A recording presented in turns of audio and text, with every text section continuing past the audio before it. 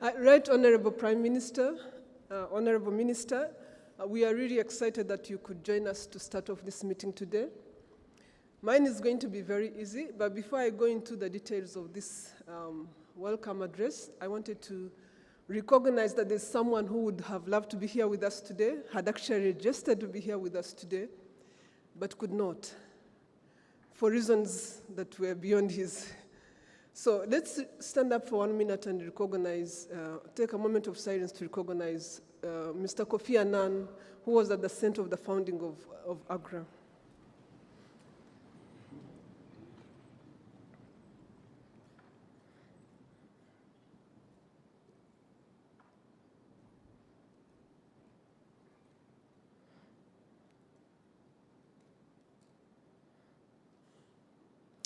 Thank you.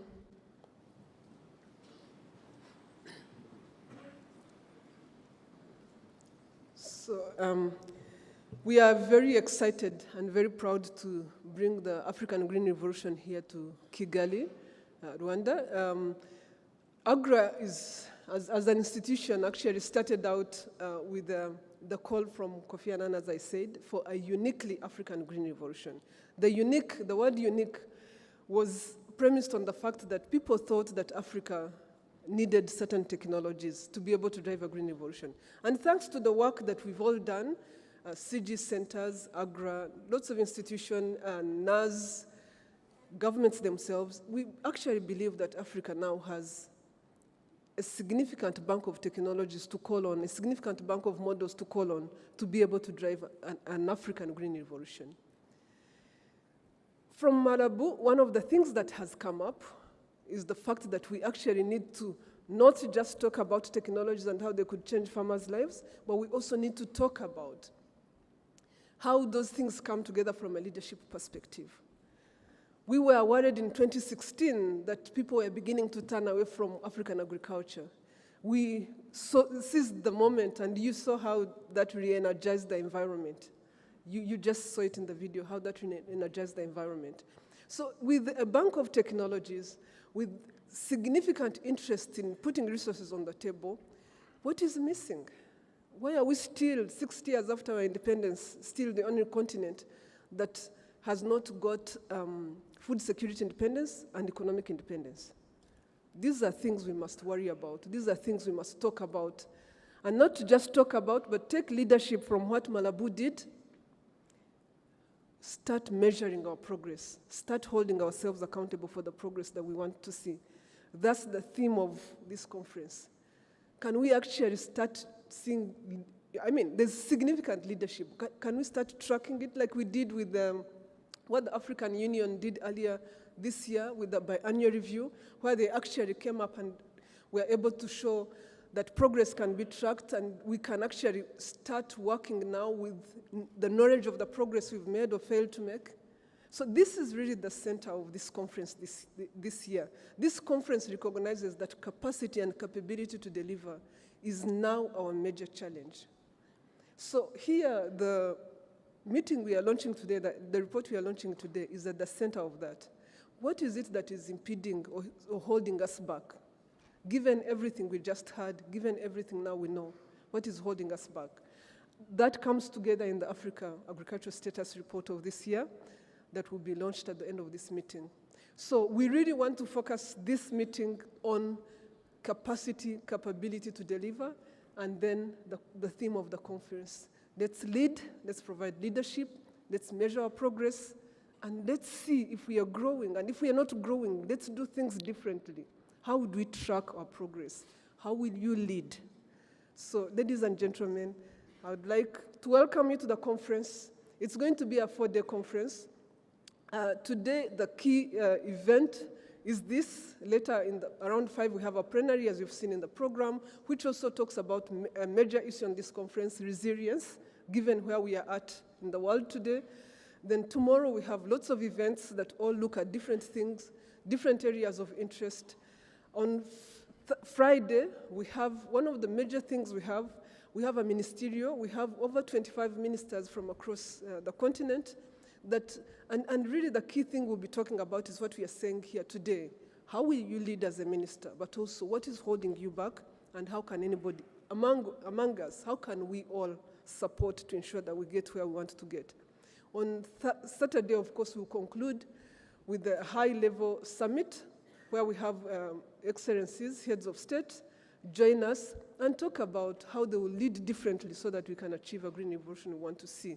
So with those few remarks, I would like to thank you for coming. I wish you a very good conference. Thank you.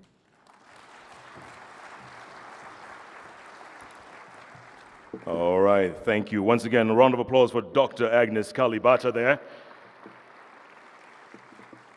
And Dr. Kalibata, you forgot to mention just one little thing. There's a whole bunch of people here who've never been to Rwanda before. A whole bunch of, raise your hands, folks. Let's see those hands again. Raise those hands. Where are the lights? Where are the house lights, folks? I can't see. I'm a little blind. But give them a round of applause, folks. Give them. You know they'll be coming back, right? You know they'll be coming back over and over again to this beautiful city. Up next, ladies and gentlemen, to give her welcoming remarks on this AGRF 2018, please welcome the Honorable Minister for Agriculture and Animal Resources in the Republic of Rwanda, Honorable Dr. Gerardine Mukeshimana.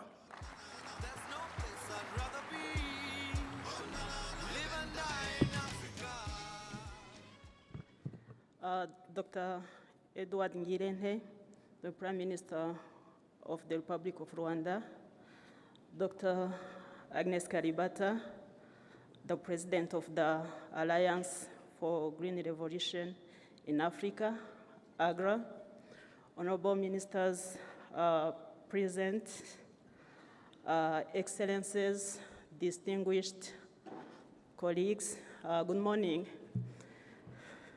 On behalf of the people and the government of Rwanda, I am pleased to welcome you all, especially those that just showed that they are in Rwanda for the first time.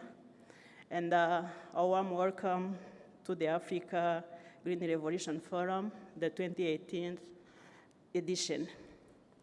I also want to thank you so much for giving us the privilege to host you at this important forum that is going to gather heads of states and government, former heads of states and governments, farmers and farmers organizations, top executive of global businesses and financial institutions, senior government officials, development partners, civil society, media from the continent and beyond, to discuss and advance initiatives that are very dear to all of us.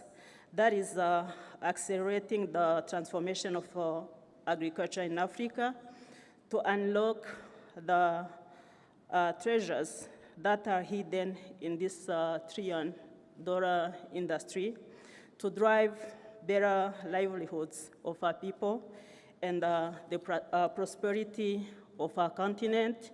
And as mentioned before, the theme of this year's edition is lead, measure, grow to enable new pathways that turns smallholders in sustainable agribusinesses. We are congregating here to track the progress made by agricultural transformation efforts all around Africa, to share the lessons, debate what worked, what didn't, and why, and shape up new ideas and actions to continue supporting Africa agricultural priorities, scale up innovative initiatives that are working, and move our continent to the next level. Yesterday when I was trying to draft my talk points, and I remembered 20 years ago when I was starting my career as a plant breeder, and I thought I knew ins and outs of the Green Revolution, but I realized that I had forgotten all of it. So I was like, let me see if the new way of defining it can refresh my mind. So I came up with this easy way that the Cambridge Dictionary has defined it. It says just large increase of food production around the world because of better farming technology, simple. And then I was like, oh, that doesn't reflect what I knew Borag did. And then I was like, let's look at the business side. And then not much difference was like big increase in production of crops during 1960s and 70s because of use of modern methods. And then I was wondering if since then much has changed. But when you look at what happens, what we are trying to achieve here is the drive of prosperity. When you look at where the Green Revolution took place and how agricultural productivity had pulled along the industry, the service, all of what we see today in those areas, you realize that agriculture is a big deal. So I believe that still we have that political will that worked back then.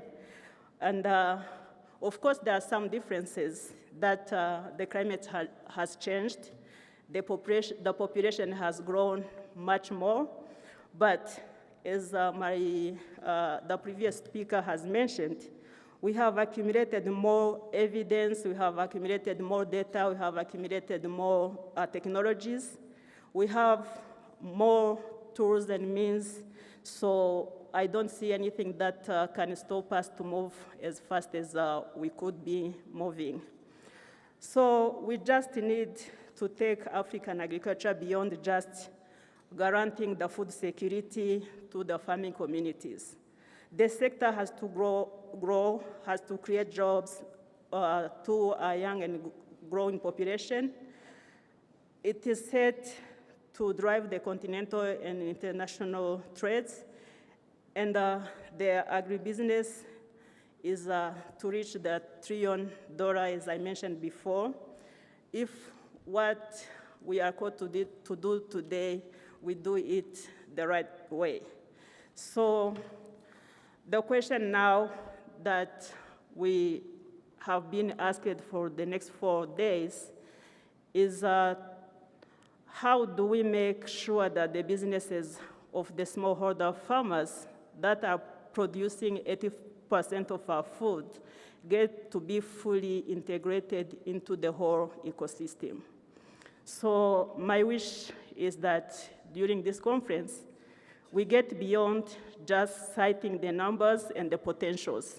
And we need to use this platform to get the African agriculture to the transformation that is true to its meaning.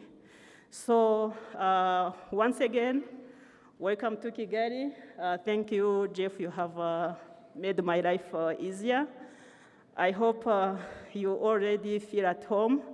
And thank you again for having given us these 4 days to be with you, to deliberate and commit to the advancement of this important agenda. So, Right Honorable Prime Minister, it is my distinct honor to invite you to deliver the opening remarks for this meeting. Thank you.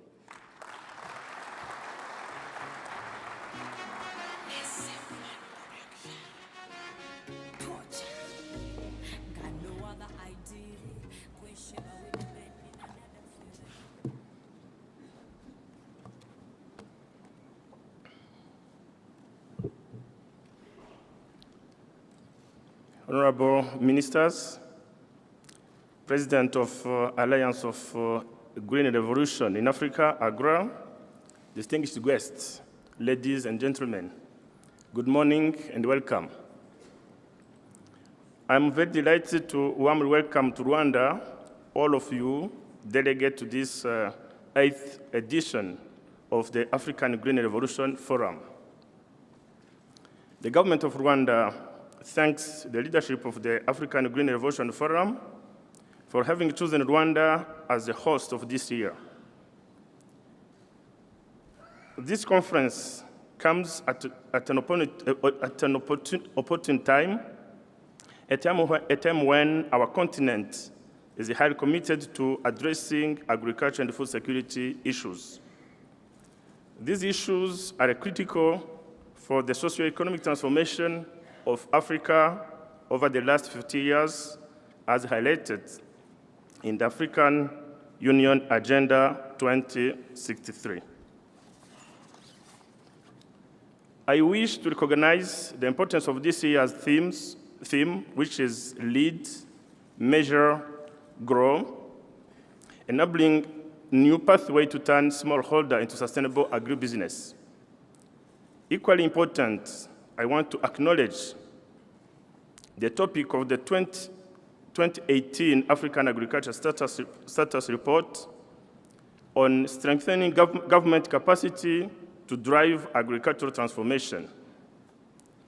These two topics speak perfectly to the government of Rwanda's way of doing business under the leadership of His Excellency Paul Kagame, the President of the Republic of Rwanda, over the two past decades.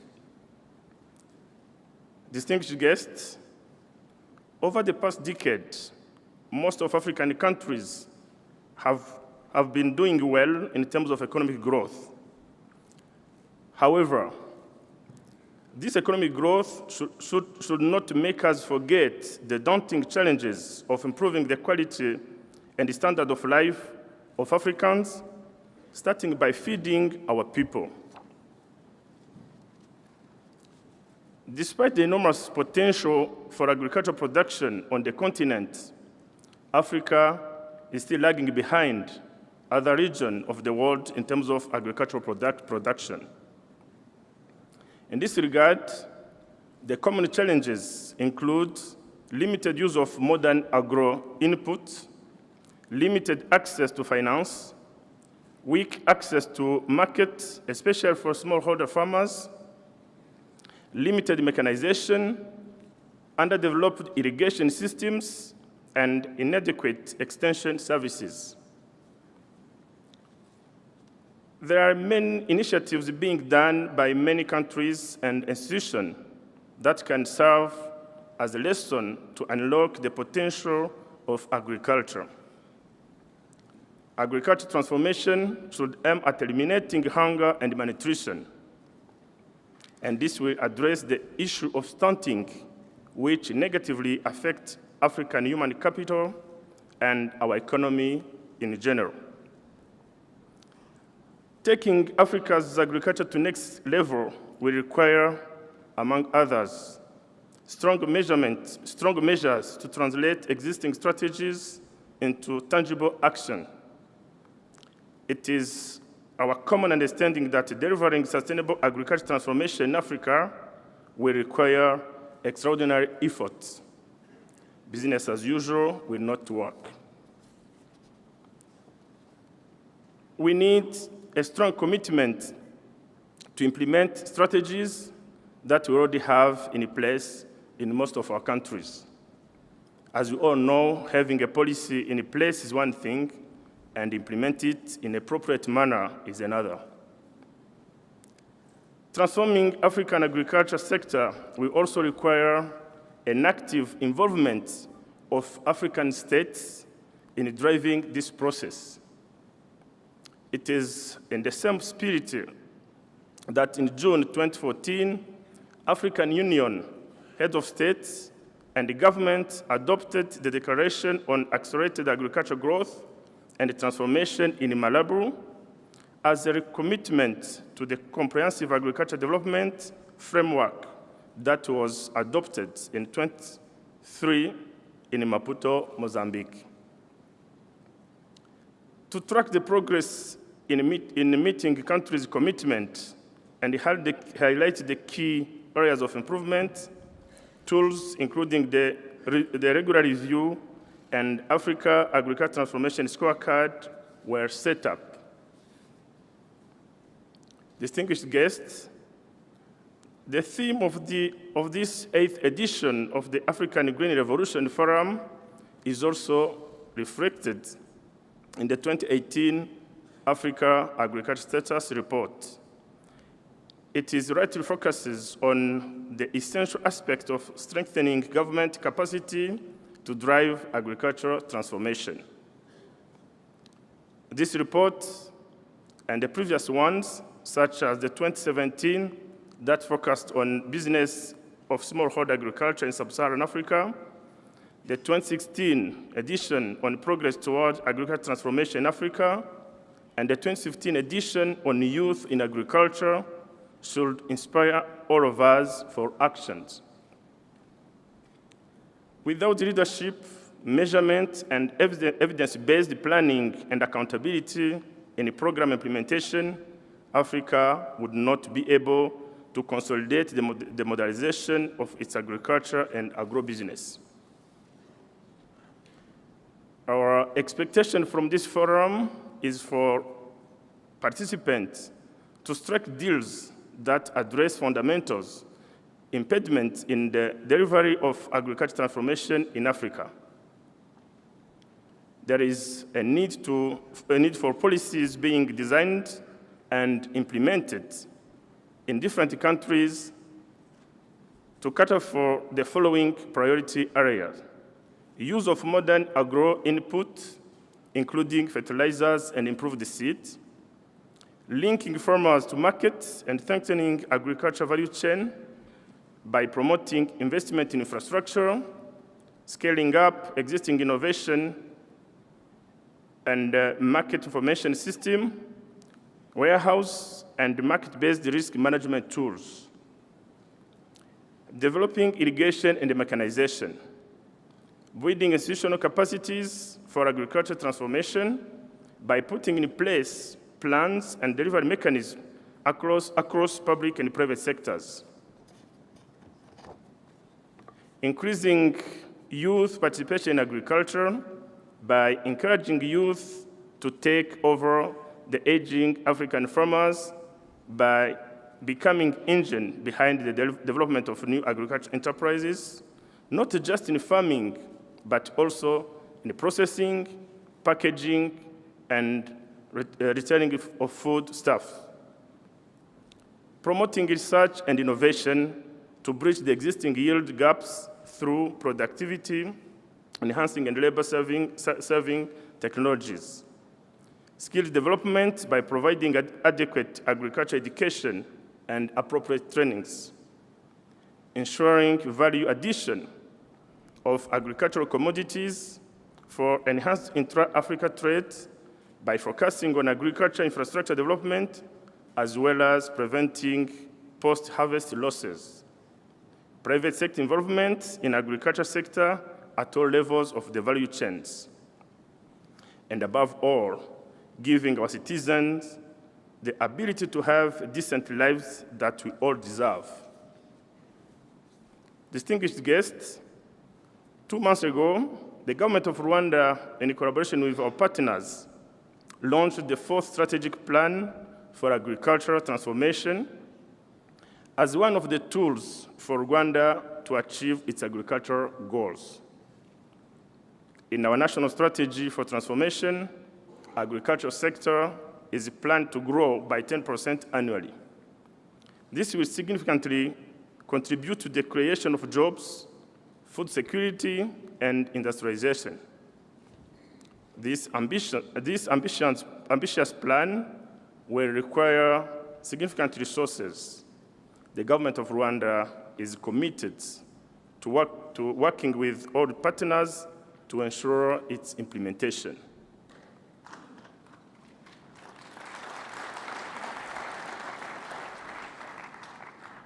In conclusion, let me once again thank the organizers and the participants of this high-level forum. I wish you a fruitful discussion and deliberations. Rwanda is looking forward to learning best practice from this forum.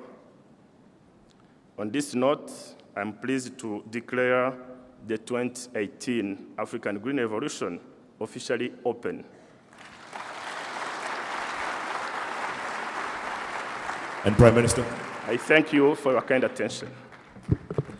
Prime Minister, I'll keep you on the stage if you don't mind, and I'd like to ask the Minister and Dr. Kalibata, Dr. Mukeshimana, to go to that side and officially launch the AASR. This side, please. Thank you.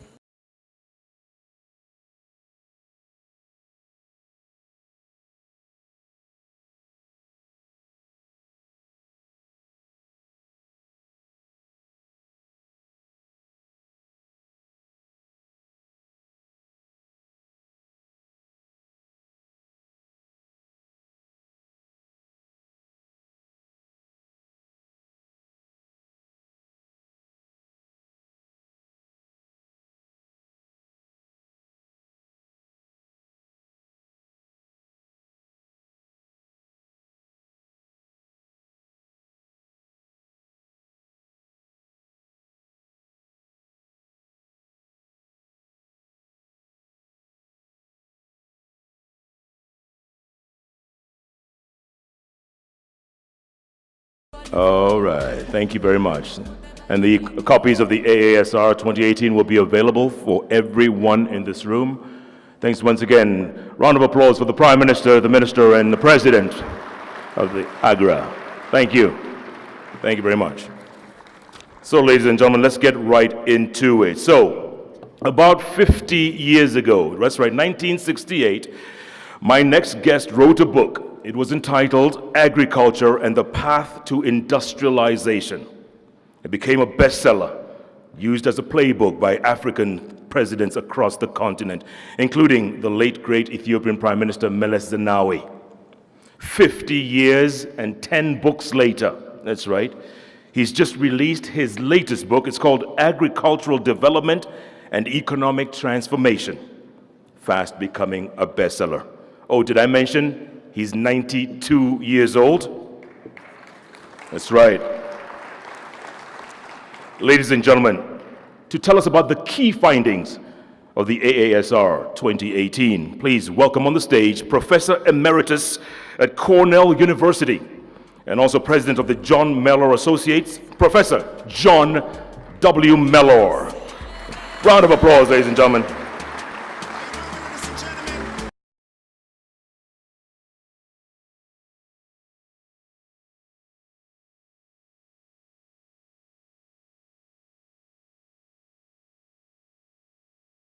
Well, thank you very much for that very kind introduction. But I've reached the age at which I can't have anyone add any couple of years. You added 2 years to my age. I'm only 90.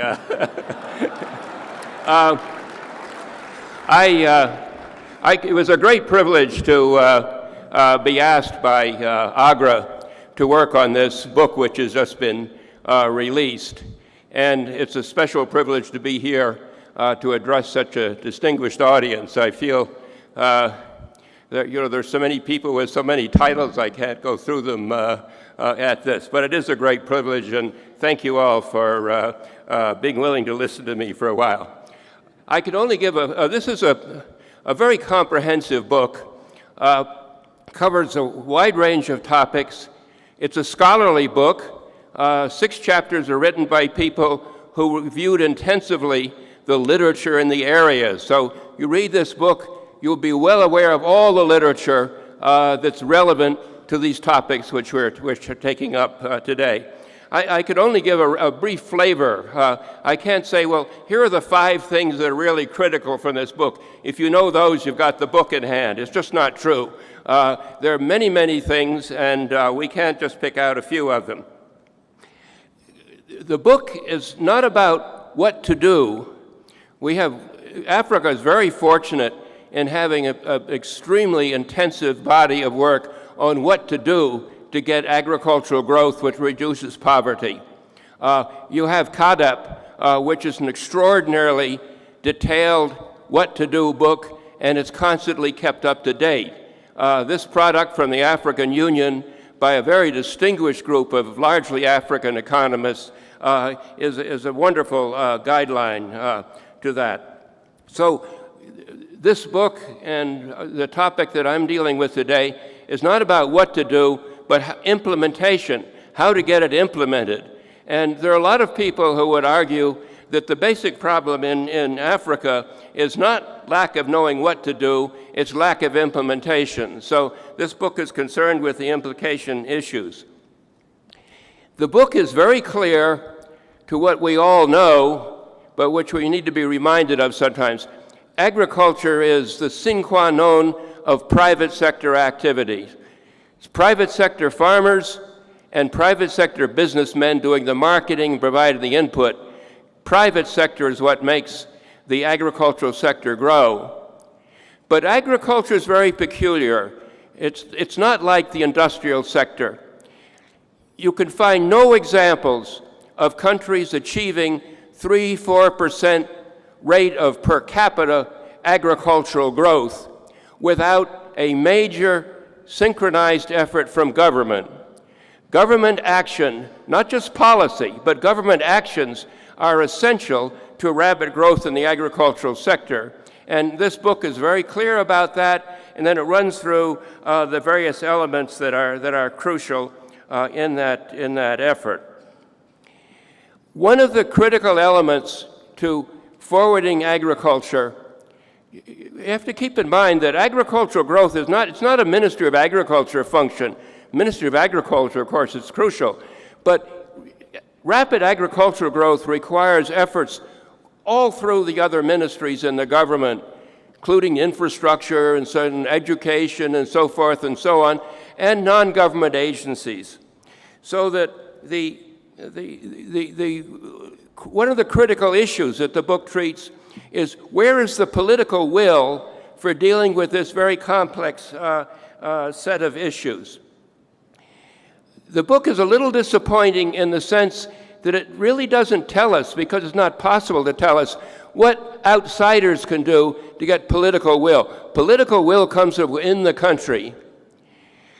We can observe, and the book is quite clear about this, that the more democratic a government, the more likely it is to have political will to do agriculture, because democratic countries are concerned with votes, and there are a large number of votes in the rural sector, and small commercial farmers who produce 85% of the agricultural output are a crucial element in the politics of the rural sector.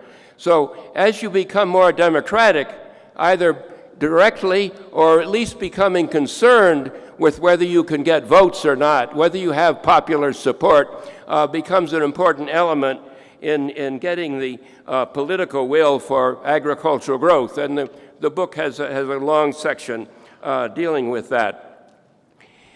If you're going to have effective agriculture, but by the way, a lot of what I'm saying here has already been said by the people who are doing it in Rwanda, so I feel a little bit embarrassed that I'm sort of just repeating some of the things that they've said. They know what they're doing and they're having great success. Same thing's been true in Ethiopia, where I spent a great deal of time. There has to be a vision, because agricultural growth cuts across so many sectors and involves so many activities. And the only way you can have a nationwide vision is for the head of the state to be prime behind the vision and behind the effort. We saw this very clearly in the statements from Rwanda, where the head of state has been absolutely central to the effort and giving it guidance and giving it popular support. We saw the very same thing in Ethiopia. The head of state was crucial. When I mixed in Ethiopia with peoples in the various ministries, they were all very worried that they weren't getting their job done on getting agriculture moving, and what would the prime minister or the president say about that? So that vision coming internally is very important. We can help a little bit on the outside with vision, trying to point out some of the key elements of a vision. One place where I think we failed from the outside is acting as though agriculture did nothing but produce food for poor people. That's not very helpful if you're trying to have a vision of agriculture's road as head of state. Yes, you're interested in food for poor people, but agriculture has a much more important role than simply food for poor people. And by the way, I never met a farmer who thought what his job was to produce food for poor people. All the farmers I talk about think their job is to generate income, and then income can be used for so many different types of things. So that we do want to have a vision, but that vision has to be a very broad vision that cuts across the many activities of the agricultural sector. I'm going to give you a short sentence that I hope you will retain and think about, because it leads you to understanding the very broad elements of the importance of agriculture to overall growth. The statement is, the faster the agricultural sector grows, the faster its relative importance declines. Would you like to have you have a country that's heavily agricultural and you'd like it to become much more diversified into industry and so on? Accelerating agricultural growth will accelerate the rate of decline of not the rate of decline of agriculture, the rate of decline of the relative importance of agriculture. That's because of the consumption patterns and all the things that lead from that as you get growth in agricultural income. The book is clear about the many different aspects of agricultural growth, and I won't go into those, but it's clear, since there are so many parts involved in agricultural growth, coordination of those activities and measurement of the activities is very important, and the book goes into that at great length. The overlying point that I want to make from this book is that the critical problem in getting agriculture moving in African countries now is the lack of experienced personnel in the key positions in government which are essential to rapid growth in agriculture. That means there's a tremendous role for technical assistance from the African Union, from one part of Africa to another, and from inside technical assistance. There's a huge task of building this body of highly trained, practical people working on the many, many aspects of getting the agricultural sector growing. I'm going to stop there, and my colleagues will give you some of the key minor points here and there from the I don't say minor points, major points from the book. Thank you very much for your attention. You okay, Prof?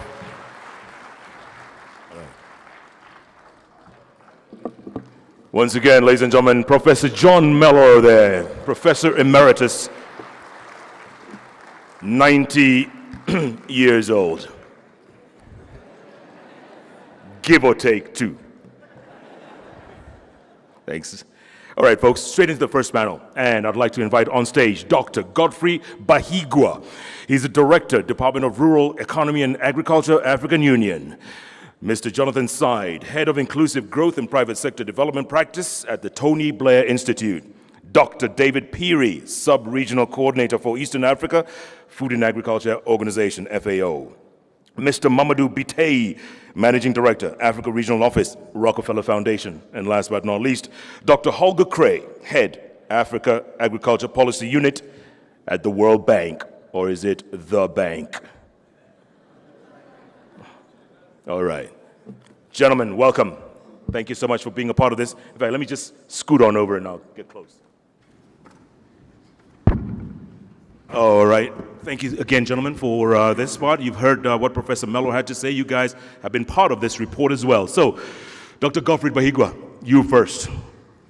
It is widely recognized that agricultural transformation is yet to take place at a continental level, as had been envisaged by the CADP framework.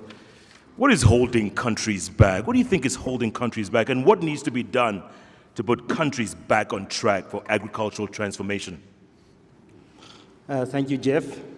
The Right Honorable Prime Minister, the Commissioner for Rural Economy and Agriculture of the AU, the Minister of Rwanda, and the President of AGRA, all protocols observed. First of all, agricultural transformation means different things to different people. And I will not spend time to get into that subject. But for us at the African Union Commission, or the AU in general, our heads of state and government made the job easier for us. As mentioned by the Prime Minister and also the Minister of Agriculture in Rwanda, the AU heads of state and government adopted what is popularly known as the Malabo Declaration on agricultural growth and transformation in 2014. And in there are two key phrases: agricultural growth and transformation, and shared prosperity and improved livelihoods. In other words, the vision of the African leaders had a purpose, not just to transform agriculture, but to ensure that it is shared, that growth is shared, and also leads to improved livelihoods. And in line with the CADP agenda, the AU heads of state and government had key high-level results that they expected to see from a transformed agriculture. and that is reduced poverty by having poverty by 2025, ending hunger on the continent by 2025, creating jobs, especially for youth and women, improving nutrition outcomes, and ensuring that households and production systems are resilient. So our leader's vision is very clear about what the expectation is from a transformed agriculture sector. Okay, hold that thought. Let me go to Mr. Jonathan's side there and ask him, strong political will is critical if African governments are to drive agriculture towards transformation. Does this will exist in most countries, and how can this be cultivated across the continent? Thank you, Jeff. Yes, definitely. The organization works in 14 different governments at the highest level across the continent, and we can definitely say there is very strong passion and drive to develop the agriculture sector at all levels of government, from the highest level all the way down. The challenge fundamentally lies in sort of building the system as a whole, the economic system out there, the government system, as well as the political system. All these three need to combine. And I think in terms of cultivation, there are three main things that I'd like to mention in terms of how we can support that. Number one is supporting leaders in a much more flexible way, in a much more responsive way that helps them succeed within their own political system, and in a way that incorporates this whole of government approach that Professor Meller mentioned. The second is really helping governments also coordinate and become synchronized. Government is not one agency, it's a range of different ministries and agencies, and helping them actually get on the same page to better understand their role in developing value chains is critical. And the third is helping develop the political economy, which is what allows the political will to really come out much more for a revolution. And that requires us particularly investing in domestic SMEs, which are quite critical for building the value chains and giving political ammunition for leaders in government to drive an agenda. Okay, thank you for that. Dr. David Peary, let me ask you this. Many external actors, including yours, the FAO, have been supporting government efforts in agriculture in Africa over the years. But this has not brought about transformation, let's face it. What have you learned, and what should these agencies do different going forward in supporting governments to transform agriculture? You are right. Our role, FAO and others, our role, FAO and others, is really to support governments. So our success depends on the willingness of the governments to make requests to organizations like such as mine. We are advisory in nature, and also their willingness to listen where we offer the support. But in fact, there have been notable successes with regard to agriculture, some of which were mentioned already today.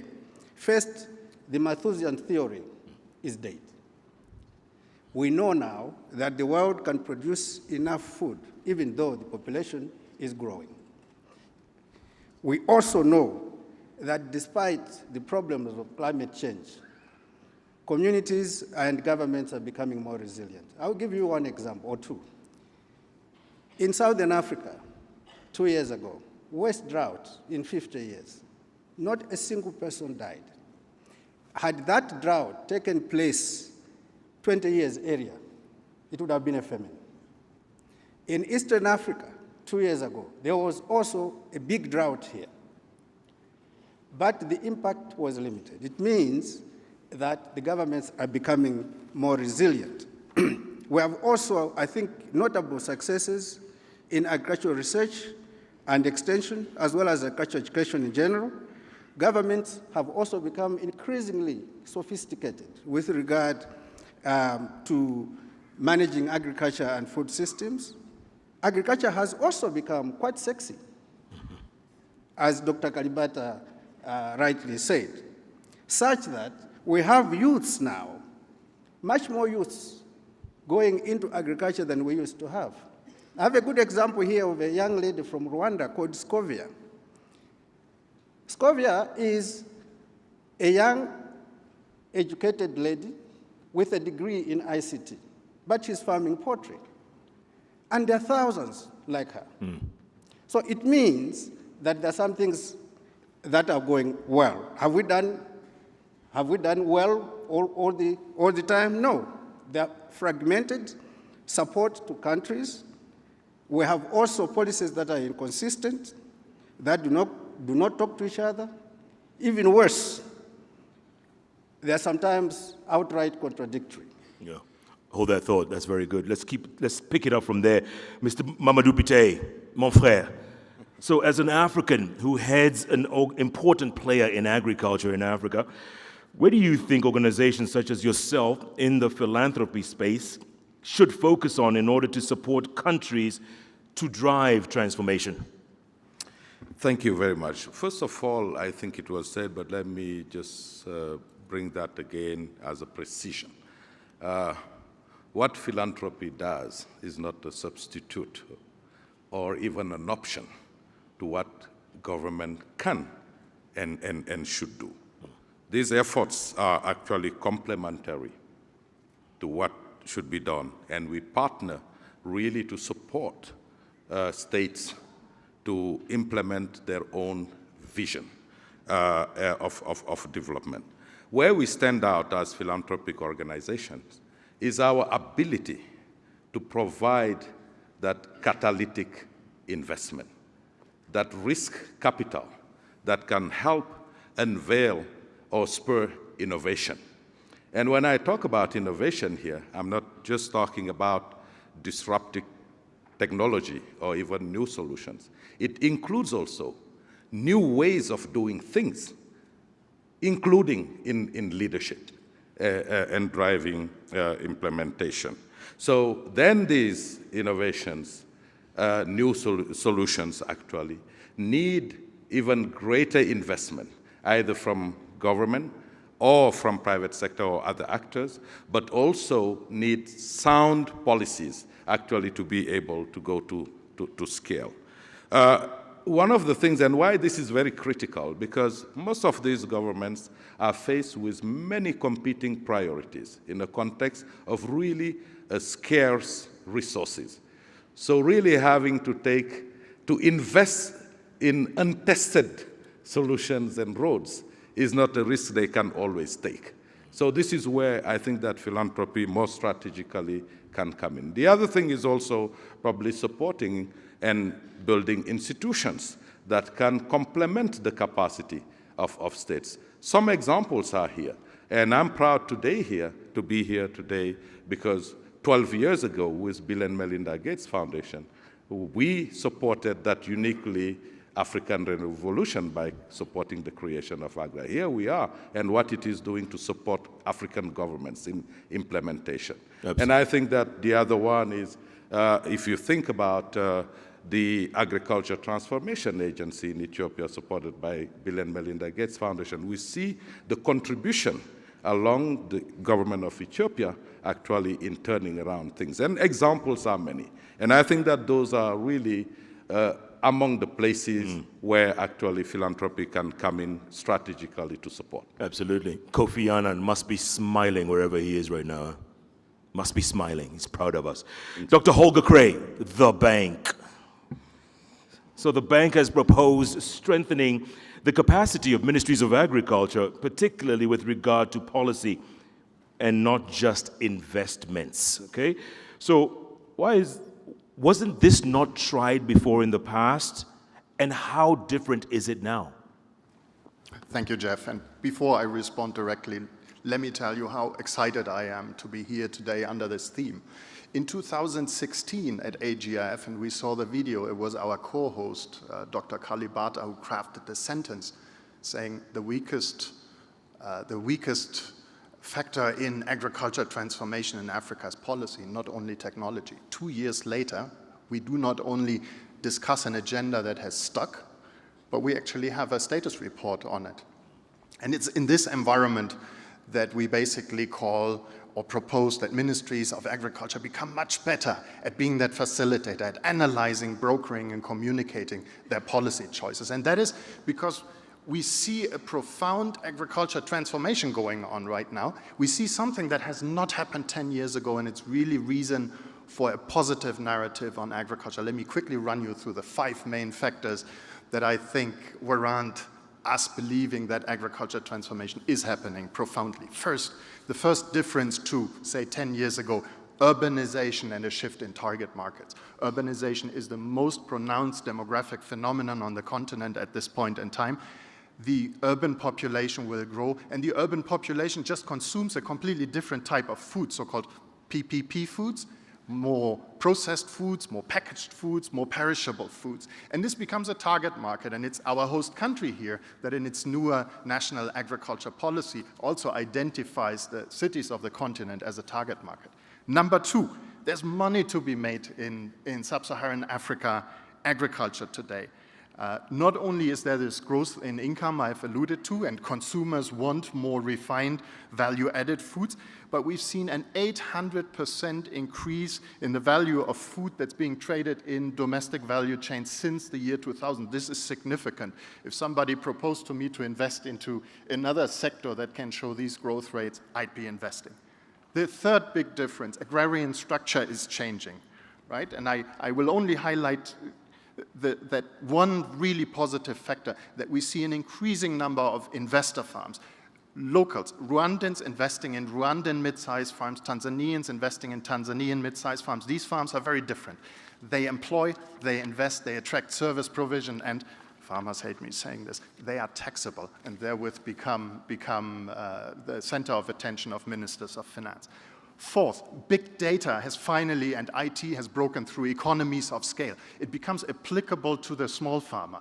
Mobile soil scanners, Uberization of mechanization, handheld devices, digitization. I don't have to talk about that. And then my fourth point, and that's also a difference, there's a danger of reversal of some of the policies, and I come to what is really different.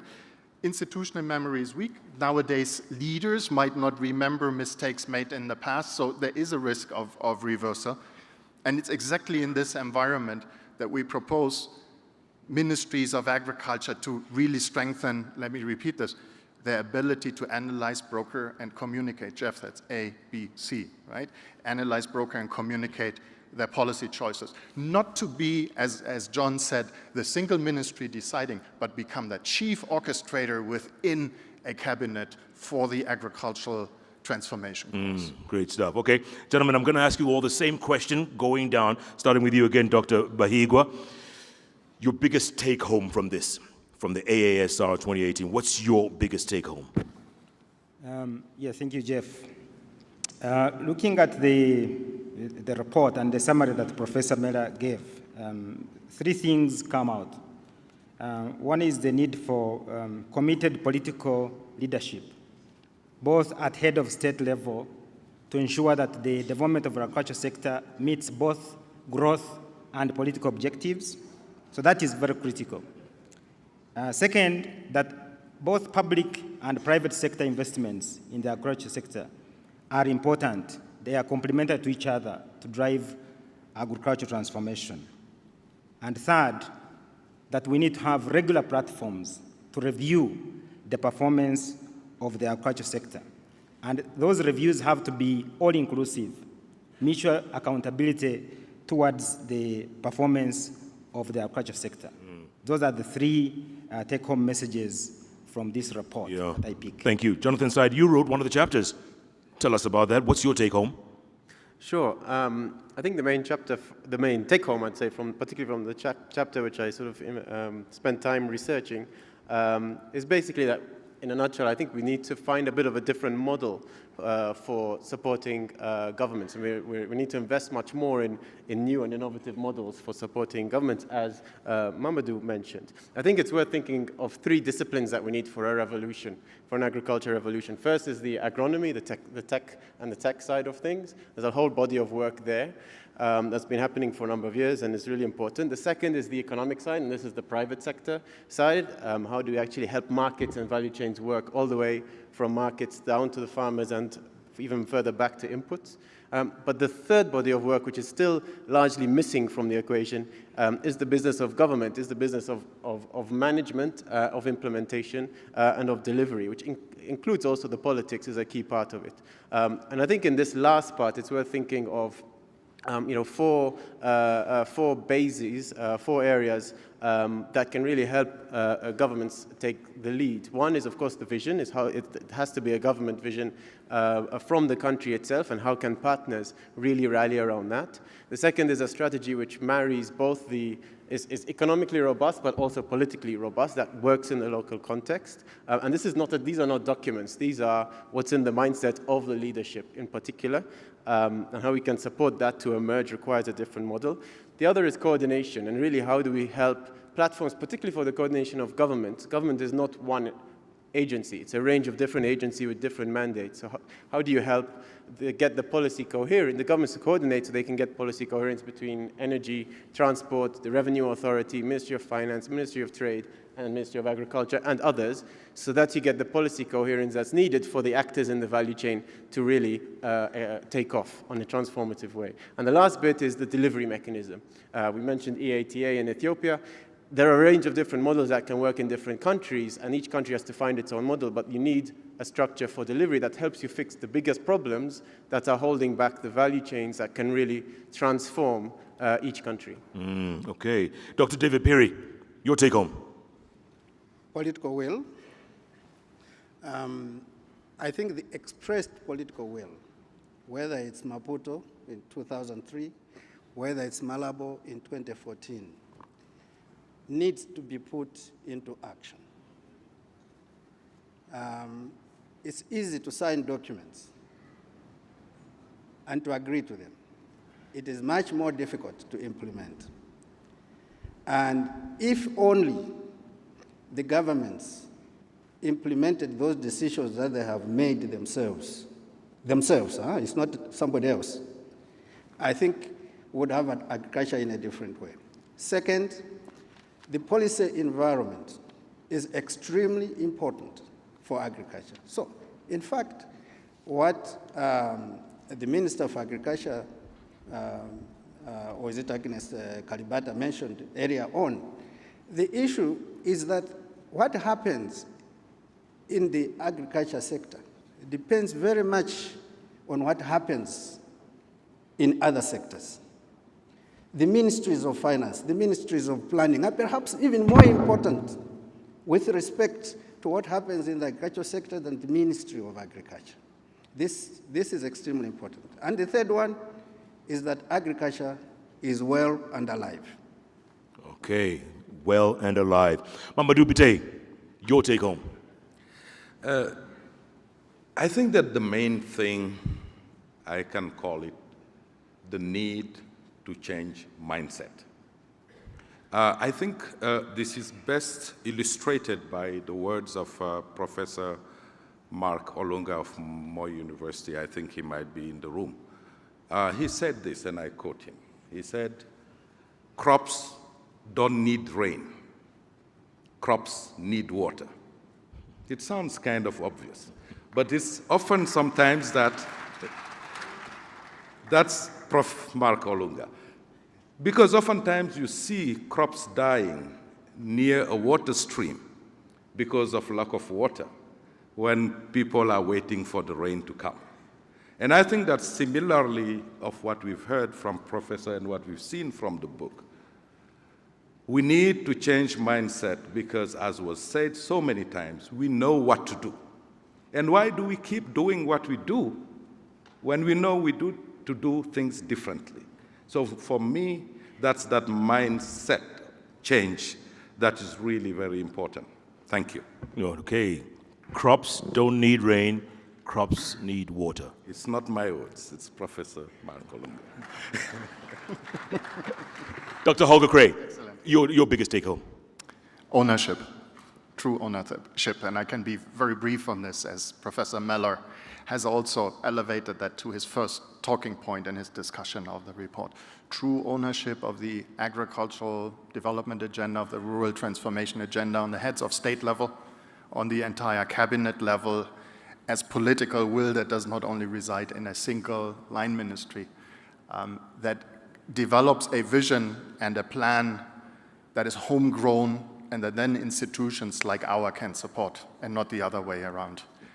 And I think because it is homegrown, because it is a national and African agenda, it has a strong likelihood of having a much longer shelf life than an individual project cycle. And that, to me, is the most important message that I read out of this report. Dr. Holger Gray. Yeah, let's give them a round of applause. Thank you. Dr. Holger Gray, Mamadou Biteye, Dr. David Piri, Jonathan Said, Dr. Godfrey Bahigwa. Thanks so much, gentlemen, for your time. I'm sure we're going to be talking to you throughout the next 4 days. Thanks for these opening remarks, really setting the stage. Let's give them another round of applause, ladies and gentlemen. Thank you. You can take your seats, gentlemen. All right, and finally for this morning, we're going to have just a couple of people coming up to speak.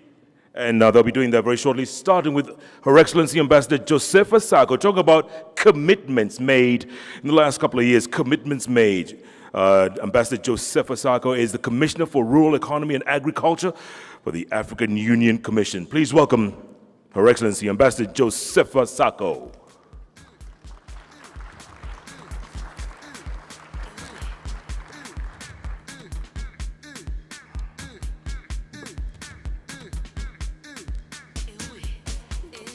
Ambassador.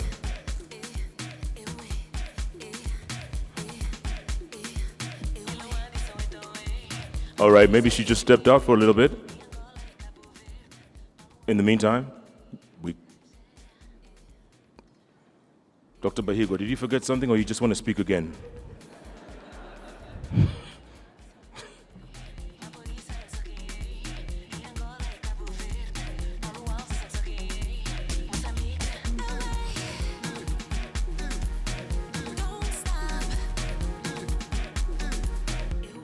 The African Union has consulted and it has agreed. Dr. Godfrey Bahigwa, you will say something on behalf of commitments made, because it's a big deal, right? Commitments made. All right, ladies and gentlemen, last minute addition to this outfit. Please welcome back on stage, Dr. Godfrey Bahigwa, African Union.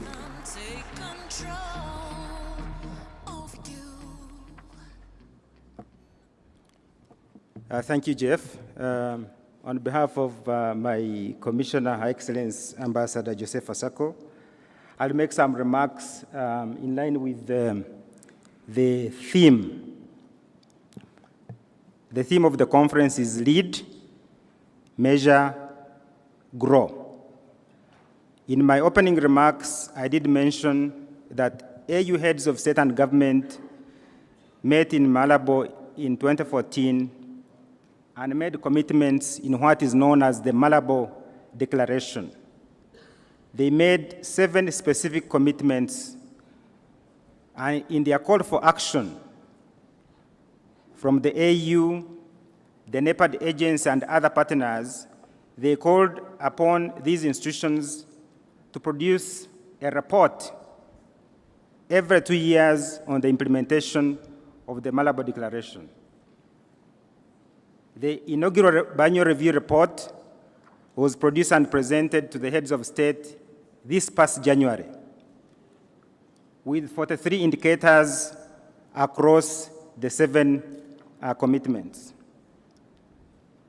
So we as a continent have fulfilled the first word in the theme. We have provided leadership through the Malabo Declaration.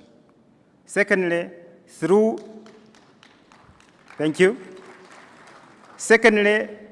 the biennial review report, we have measured the progress that all the 55 member states are making towards the achievement of the goals and targets of the Malabo Declaration. So we have also provided leadership on the second word of the theme. Now, on the third one, on growth, that is the responsibility of AU member states working together with the private sector within the member states. And that is where the results of the biennial review report provide an opportunity for all member states to see the progress that they have made, identify areas where they have not performed very well, and use those results to formulate new national agriculture investment plans that capture those commitments and then implement. I should have mentioned that in the inaugural biennial review report, 47 of our member states reported, and it was the first one, and we have 55 member states. 47 of those member states reported. Out of the 47 that reported in that document, 20 member states were on track. 20 member states were on track towards achieving the Malabo goals and targets. So we as a continent, we are encouraged by the performance that we have seen by our member states. Of course, it could have been better. It would have been nice if all the 55 member states had reported and if all of them were on track. But being the first report, and there is going to be a series of those reports until 2025, because the Malabo Declaration is up to 2025, we expect increased performance, because the findings of the biennial review report provide detailed information that is very rich, that encourages debate at continental, regional, and national levels. And we would like all stakeholders to take this report very seriously, because it provides a platform that encourages review and dialogue of the agriculture sector. Going forward, the AU Commission, the NEPAD agency, together with our partners, including AGRA, we are working to support our member states to revise, update, or formulate new national agriculture investment plans which domesticate the Malabo Declaration, because it is only when the member states have domesticated the Malabo commitments and are implementing can we be sure that the goals and objectives of the Malabo Declaration will be achieved. And therefore, our message is that we would like the support of all of you, technical partners, financial partners, academia, to work with the African Union Commission, together with the NEPAD agents, to support member states as they domesticate the Malabo commitments in their investment plans to implement and achieve the common objectives and goals that we all aspire to in the coming years. And therefore, join us, support us as we try to do our best to transform agriculture on the continent. I thank you. All right, thank you. Thank you, Doctor. Once again, Dr. Godfrey Bahigwa, Director, Department of Rural Economy and Agriculture for the African Union Commission. Thank you for that. Up next, Dr. Maria Flachsbath. She's Parliamentary and State Secretary to the Federal Minister of Economic Cooperation and Development for the Federal Republic of Germany. Please give her a warm welcome.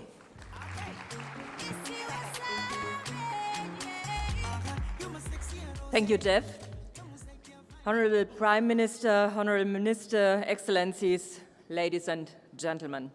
Our host country, Rwanda, is a leader in many ways. It is ambitious on poverty reduction and on the SDGs. It is progressive on environmental protection and recycling, and it's modern in terms of new technologies.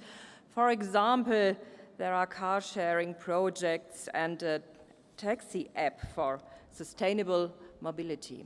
And as a woman member of the German parliament, I am especially impressed by the fact that you are the global leader with 61% women in your parliament. In our Bundestag, there are 30. So many energetic, ambitious women from all of Africa are here today. There are businesswomen, policymakers, or experts. They are in the audience and on stage, and that is really great. And, oh, one applause, isn't it? For all the women. So, and Chinua Achebe, the Nigerian author, once said, if you don't like somebody's story, write your own. And Africa, and Africa has long since started to write its own story. In the Agenda 2063, that story has been given specific goals for education and equal opportunities, for peace and security, for good governance and against corruption, and for innovation that brings sustained improvements to people's lives in Africa and elsewhere. And Africa is not poor, Africa is rich. I'm also telling that to my German colleagues. Africa is rich in terms of natural resources. They are wonderful. Energy and commodities. The foundations are there. And above all, it is rich in terms of creativity and ideas, of dedication to find answers to local problems. Of course, there are challenges, but there are even more opportunities. Germany is assisting its African partners in tapping this enormous potential, for example, through our Marshall Plan with Africa. It addresses trends that will determine the future of Africa and the entire world: population growth, climate change, and digital technology. Take the average age of the population, for instance. In Africa, it is 18. In Europe, it is 43. This is a great opportunity provided that there is enough education, enough employment, and enough income. We are working on that through our new initiative on training and job creation. And Africa's future will be decided in rural areas. Africa needs a more productive agriculture sector and, above all, more local value addition. According to the World Bank estimates, Africa agriculture and food sector could more than triple by 2030. Yields can be increased, but not through the old model: more land, more fertilizer, and monoculture. What we need is a resource-friendly productivity. 15 German innovation centers in Africa address that. Innovation is today's fertilizer. Through the centers, we support locally appropriate varieties for better yields, for example, a new rice variety in Benin, a modern knowledge about cultivation, soil conservation, and the efficient use of fertilizer and water, and mechanization, and energy generation for storage and processing, for example, through solar dryers for rice in Ghana. And we support more and better training. Investing in innovation pays off. A competitive agriculture and food sector provides 2 to 4 times as many jobs as other sectors do. And we are expanding these investments in order to enhance local value addition. Obviously, if agriculture products are processed on the ground, there will be more profit for small farmers. In Kenya, for example, we support both animal husbandry and the processing of milk in local dairy factories. And of course, action is needed on the buyer side too. We are addressing this, for example, with regard to cocoa. Together with German chocolate producers, Germany has set up the German Initiative to Sustainable Cocoa. The target is to bring the share of fair cocoa in Germany to 70% by 2020. Economic growth requires an enabling environment. We are working for fair trading relationships. Above all, intra-African trade is vital, as envisaged the Continental Free Trade Area. 1.3 billion people. This would be the biggest market in the world, and it would boost Africa's economies above all. Some African governments would rather have 10 big investors in their country than 10% increase in aid, because companies create jobs, help develop local value chains, and give people better opportunities. We are using our money to lever private investment through export guarantees and investment protection. We advise governments in Africa on how to create a good investment climate because enterprises need infrastructure, legal certainty, and an efficient administration. We also foster the development of African SMEs, and we have started the African Mittelstand initiative. Mittelstand is our German word for SME sector, the backbone of our economy. Small and medium-sized enterprises provide 80% of African jobs, mainly in the informal sector. We are helping to give them better access to financial services, local currency loans, and risk coverage. Our support covers a broad range of issues from training to certification. We know that strong partners are needed to make progress. Governments and official development corporations alone cannot succeed. Through our alliances, we are embarking on new avenues and are working even more closely with the private sector, scientists, and civil society. Africa needs African solutions to African challenges. Africa can become the leading region for agricultural development if we all take action. Germany is ready to do its part in it. Thank you very much.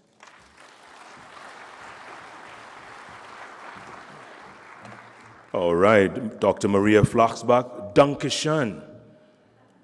Or if I could just paraphrase John F. Kennedy, just paraphrasing, he'd say, Ich bin ein Rwandan. Does that make sense? Is that? Okay, thank you. Moving right along. There goes my German visa. Up next is Mr. Leonard Mitzi, Head of Unit Rural Development, Food Security, Nutrition. He's also the DG of DEVCO, European Commission. Please welcome Mr. Leonard Mitzi.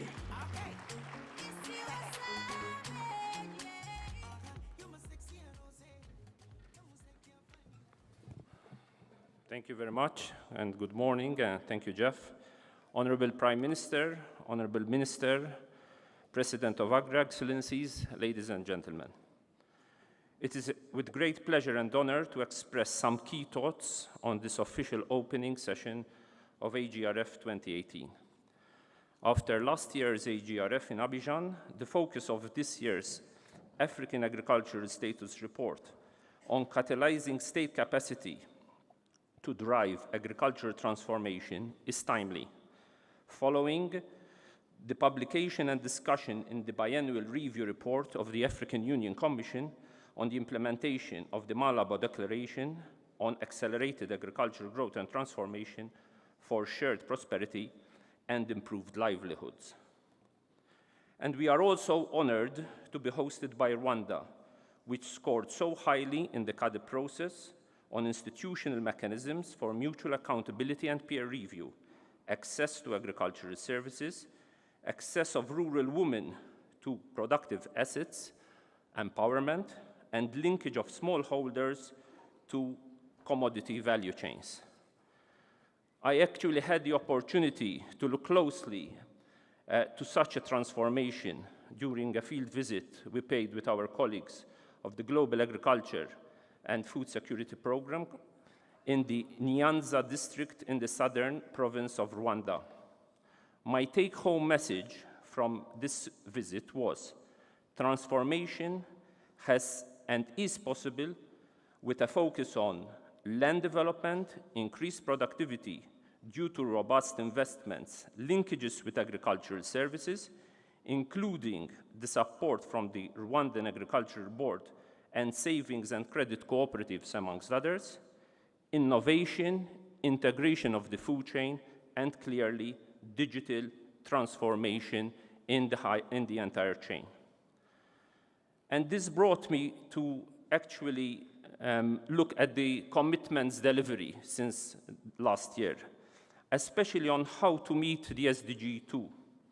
Transformation, however, will only be possible if we unleash the full potential of private investment.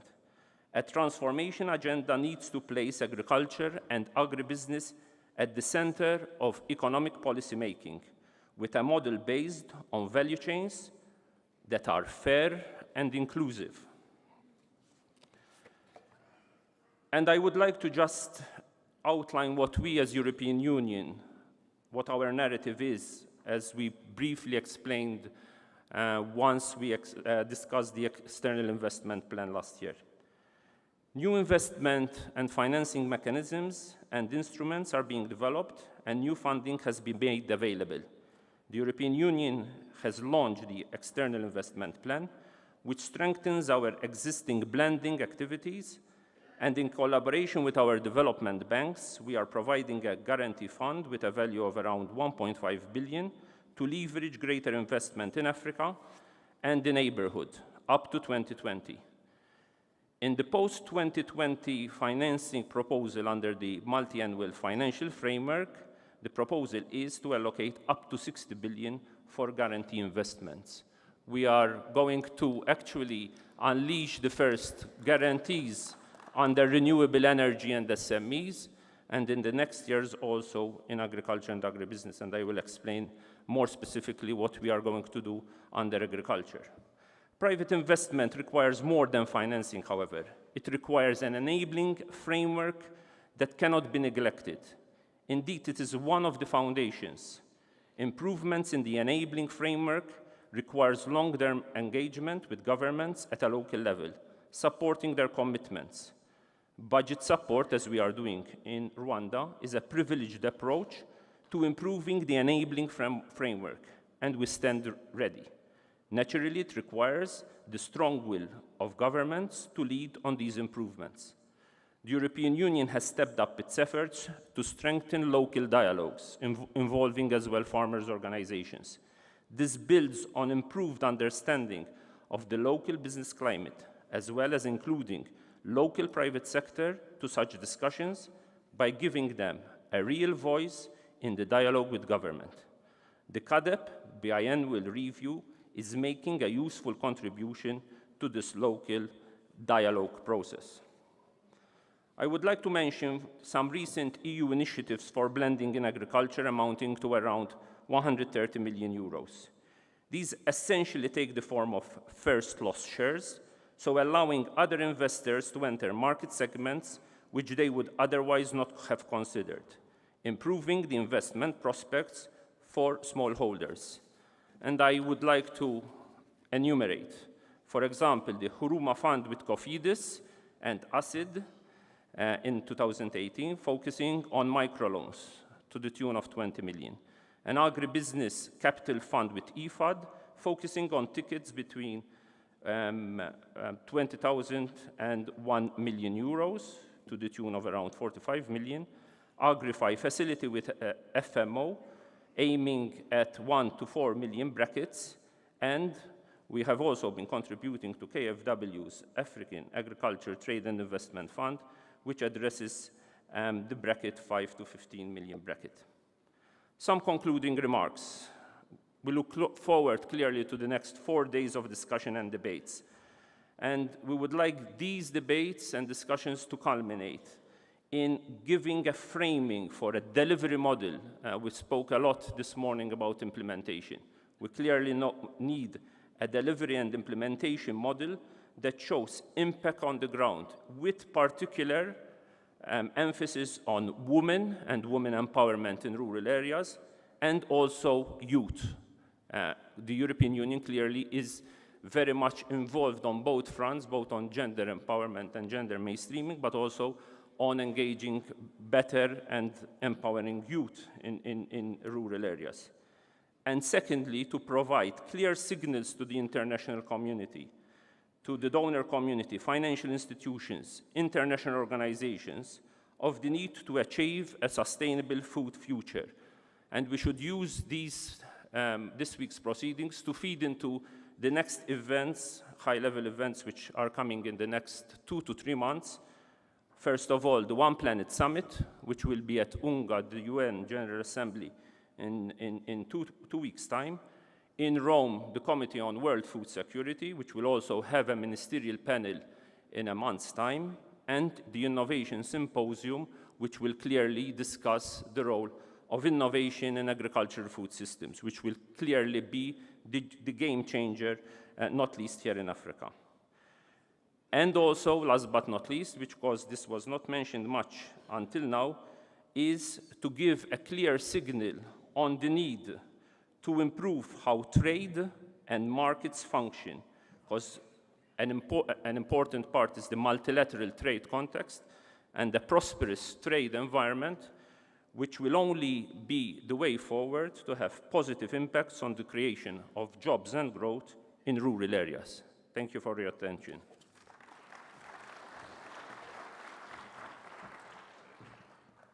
Thank you, Leonard Mitzi, the appreciated European Commission. Okay, last but not least, I'd like you to invite on stage Mr. Jacques Khan. He is the director of Interval Genève, SA. Jacques Khan. Round of applause, please. Thank you.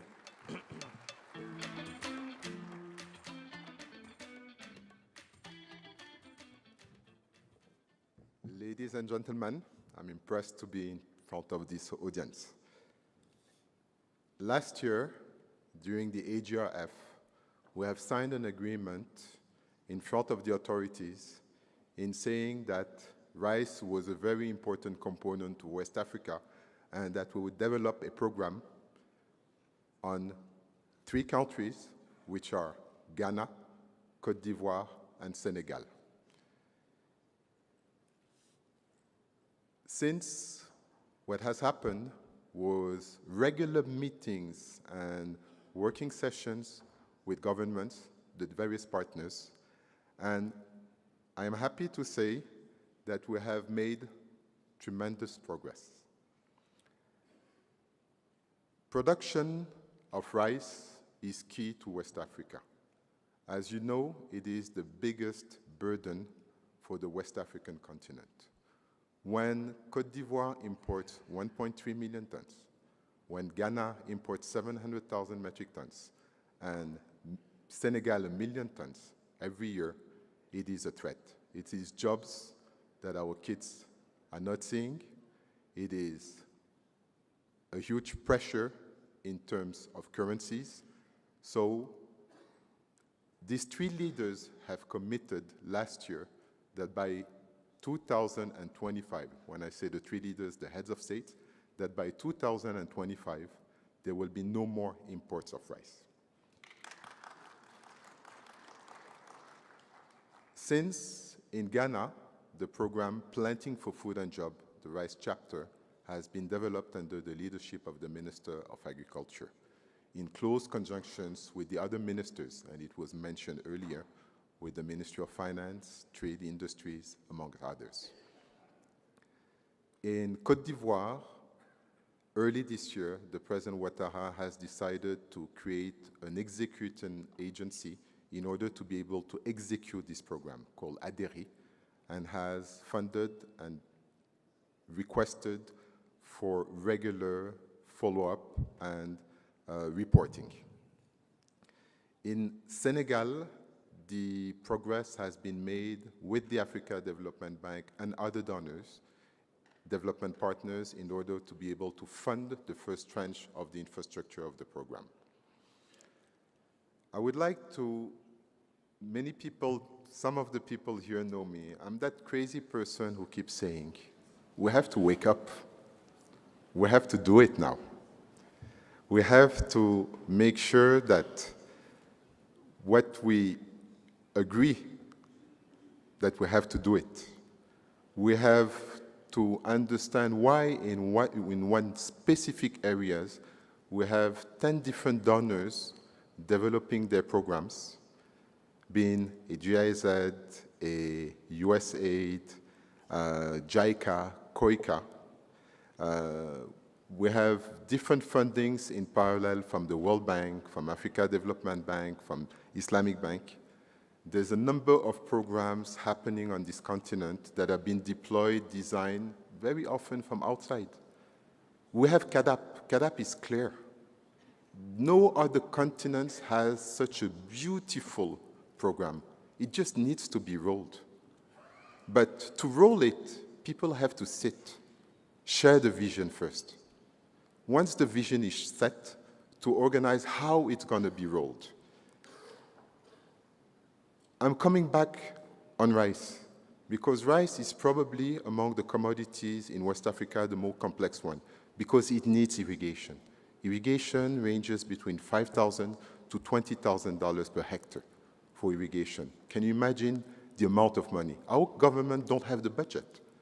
They have to raise it, because if they don't, a private sector would do it, but the private sector to do it would have to buy the land. We're going into land grab. This is not what we're looking for our continent.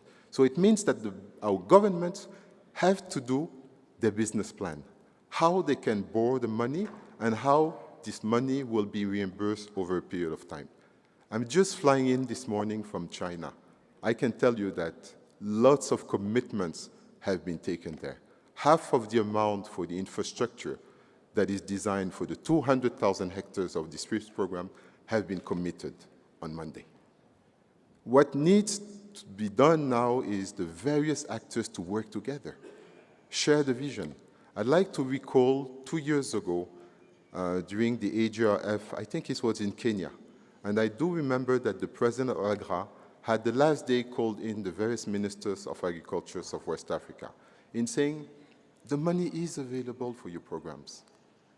It can be rolled. What you need to do is develop your business plan, and then it will happen. I think this has been heard by some of the ministers, and since a lot of work has been done. I'd like to complete in recalling again one thing. How can rice be produced in the north of Vietnam, transported to the port of Ho Chi Minh, to Africa, discharged to the port of Abidjan, then reloaded on trucks all the way to Bobo Dioulasso. And then this rice is less expensive, is creating jobs for others, not for us Africans. We are sitting on a time bomb where our youth will not be waiting anymore. We've been talking for years and years. It's about time. It's about time to wake up, to align, to make things happen. It is the interest of everybody. It is the interest of everybody to make it happen now. So, just to finish, next year, I'm sure that somebody will come and report on this rice initiative to say where we are, what has been done since. The intention is that the infrastructure work will be starting during this year of 2018, and by 2019, the first program on 10,000 hectares each that has been committed will be under implementation and will be able to lead, monitor, report. Thank you so much.